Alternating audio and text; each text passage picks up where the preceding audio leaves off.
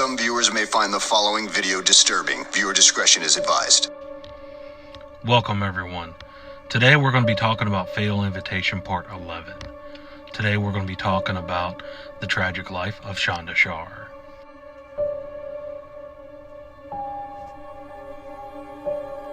After the four girls would be arrested, the next event would be getting ready for the trials for the murder of Shonda Shar. And when this information came out to the public, not only would it turn the entire state of Indiana upside down and shake it to its core, it would completely shake the entire country, as nothing like this had ever been heard of before. And sadly, for the trial, most people would have more questions than answers. It's said that prior to the trials, all four girls would actually take a plea deal to be tried as adults as a way to avoid the death penalty, which kind of makes me a little bit more disgusted and mad for the sole fact that these girls completely wanted to receive mercy but were unable to give it when they had Shonda Shar. Ultimately, all four girls would receive a sentence of 60 years, with the possibility of parole after serving 25 years. The defense would argue this is due in part for the sole fact that most of the girls came with mitigating factors, saying that most of the girls had come from troubled home lives where some of them had been physically abused. In some cases, some of the girls had been sexually abused by either a parent or an adult in the family. Another part that added to the mitigating factors was that all four girls had a history of self-abuse. During trial, they would bring up Lori Tackett's borderline personality disorder and her statement to the doctors that she had been having hallucinations since she was just a child. The trials would also bring up Melinda Loveless and would say that she was the ringleader of the entire operation, but also she had the most extensive history when it came to abuse and mental health problems. But unfortunately, not one of the four girls would serve their entire 60-year sentencing.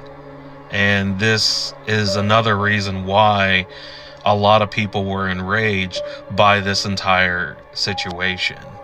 After the trials, Hope Rippey would be the one that would appeal for retrials and resentencings more than any of the other three girls, and would eventually get her sentencing reduced from 60 years to 35 years on November 3rd, 2004.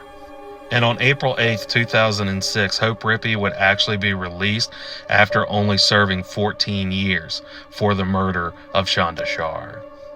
Toni Lawrence would actually serve less time than that, where she was released on December 14th, 2000 after only serving 9 years. But she would still remain on parole until about 2002.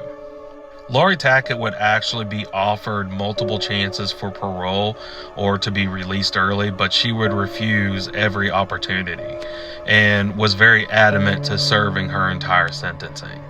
And by some sick twist of irony, she would actually be released on January 11th, 2018, the 26th anniversary of Shonda Shar's anniversary of her murder. And Melinda Loveless, the ringleader, would be released on September 5th, 2019, after serving only 26 years. They would claim that all four girls were completely rehabilitated, but there would be certain things that kind of made you wonder if they really were. When we were going over the torture of Shonda Shar, I had mentioned about a time that one of the girls would remove all of the rings off of Shonda Shar's fingers, and they would hand them out as little mementos or trophies.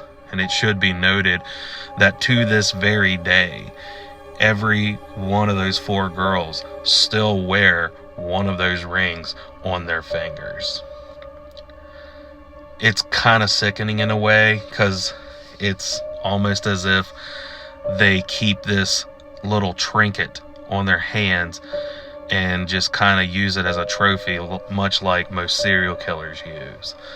And personally, even though it's never been confirmed, I honestly think that each 4 of these girls look down at their hands and relive the murder that they were so proud of.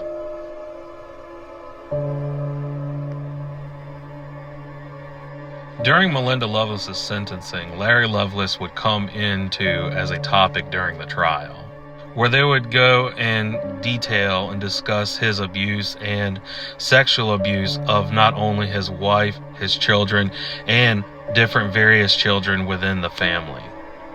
Consequently, Larry would eventually be arrested in 1993 for rape, sexual battery, and sodomy, where most of these crimes were committed between 1968 and 1977.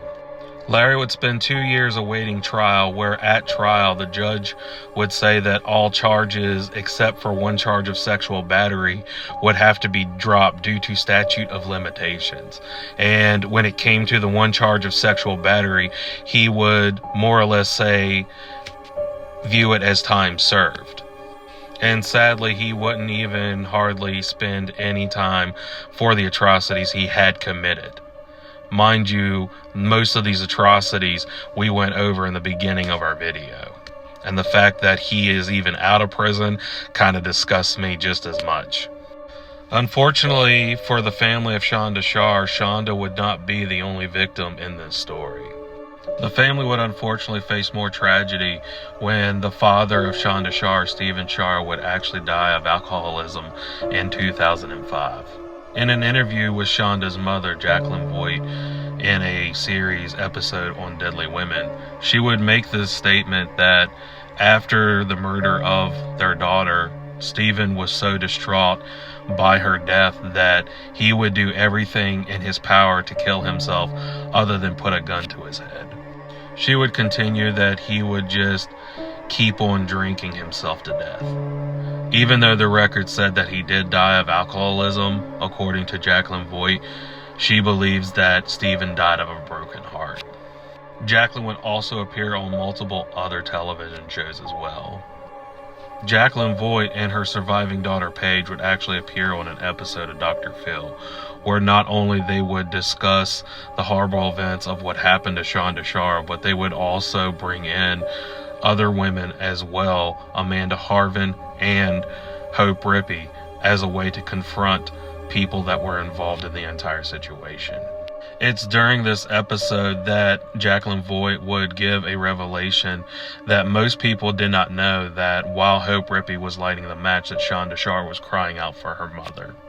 They would even bring in Shonda's relationship with Amanda, and in Jacqueline's eyes, she would say that she blames Amanda just as much as the other 4 girls. And this is where Paige and Jacqueline would give another gut-wrenching revelation. In this revelation, Jacqueline would state that she believes that Amanda Harvin had molested her daughter at 12 years old. The reason for believing that would be that after the murder of Shonda Sharr, Paige would actually come into an old shoebox in the bottom of the bed of Shonda Sharr's, and she would open it up, and it would just be filled with all these letters between Shonda Sharr and Amanda Harvin. And during a lot of these conversations and letters to Amanda, it would be seen and said that Amanda was pressuring Shonda Sharr to be in more of a homosexual type relationship, where Shonda Sharr would be telling Amanda she didn't feel right doing this, and she felt wrong for being touched and kissed in the way that a woman was, and would often say that women should not be touching each other like this or kissing each other like this. So it should be noted that the things that Shonda Sharr and Amanda Harvin did were done against her will. And so this goes in part in why Jacqueline Voigt believes that Amanda Harvin is as much to blame. It should also be noted that within these letters, most of these letters written by Amanda Harvin, she would also pressure Shonda Sharr to be more sexual with women than with boys.